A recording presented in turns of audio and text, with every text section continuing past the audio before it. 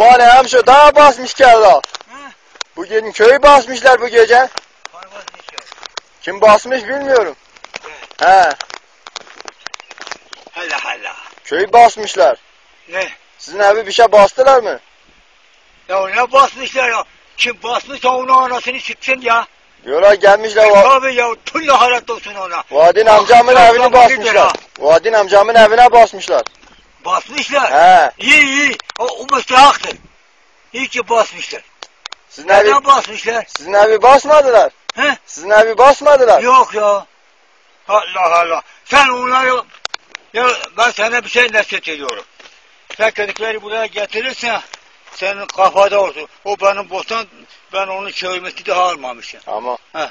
Alırım daha serbest bırak. dikkat et ha, gelmişler bugün köyü basmışlar bu gece. Ha? O Tekin Gül'ün evini basmışlar. tekine de koymuşlar. Ha onlar. Tülle halat olsun ulan sen.